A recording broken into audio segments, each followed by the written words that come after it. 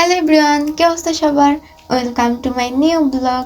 And আজকের ব্লগটি অনেক বেশি ইন্টারেস্টিং হতে যাচ্ছে, কারণ তোমরা নিশ্চয়ই প্রথমে দেখেছিলে আমার ফ্রেন্ডের খাওয়ার ভিডিওটা। অ্যান্ড আমি জানি না এটা আপলোড দেওয়ার পর ওর রিয়েকশনটা কেমন হবে। সবাই আমার আত্মার মাগফিরাত কামনা করিও।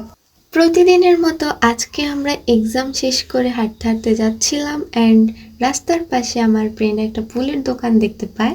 ওই দিন যেহেতু রোজ ডে ছিল, তো আমার কাছে সেই লেভেলের বায়না ধরছিল যে ওরে আজকে ফুল কিনেই দিতে হবে। দেন আমিও কি করব, কিনে তো দিতেই হবে। যেই কথা সেই কাজ, তো আমরা চলে যাই একটা ফুলের দোকানে। অ্যান্ড ও ফুল নিচ্ছিল, আর আমি ওরে বলতেছিলাম যে তুমি তোমার বিএফের কাছ থেকে ফুল না নিয়ে আমার কাছ থেকে কেন নিচ্ছ? ও বলতেছিল যে আমি তো তোমার বেস্ট ফ্রেন্ড, তো নিতে তো হবেই। আর এখানে আমি ওদের কাছ থেকে প্রুফ নিচ্ছিলাম যে আমি সত্যি ওদেরকে ফুল কিনে দিয়েছি, তাও আবার রোজ ডেতে। তাই ওরা বলতেছিল যে আমি ওদেরকে ফুল কিনে দিয়েছি, কারণ ওরা পরে আবার বলবে না তুমি তো আমাদেরকে ফুল কিনে দাও নাই। নর্মালি ওই দিন আমাদের কোথাও যাওয়ার কোনো প্ল্যানই ছিল না।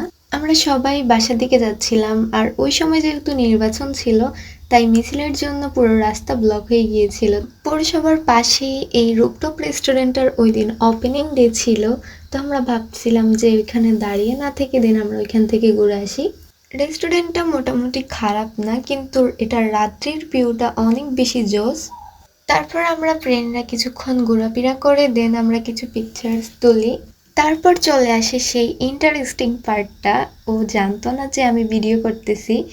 বাই দ্য ওয়ে, ওর এভাবে হা করা দেখে ভাববেন না ও কিউট না। ও রিয়েল লাইফে অনেক বেশি কিউট, মাশাল্লাহ মাশাল্লাহ, অনেক সুন্দর। তারপর আমার এই কিউট গোলুমলু ফ্রেন্ডটা রেস্টুরেন্ট থেকে বাইর হয়ে যাওয়ার সময় নিজের ফাইল না নিয়ে রেস্টুরেন্টের মেনু কার্ডটা নিয়ে চলে যেতে নিছিল। তারপর আমরা সবাই সব বন্ডামি বাদ দিয়ে বাসার দিকে চলে যাই। অ্যান্ড আজকের ব্লগটি এই পর্যন্তই। ভালো থাকবেন সবাই, আল্লাহ হাফেজ।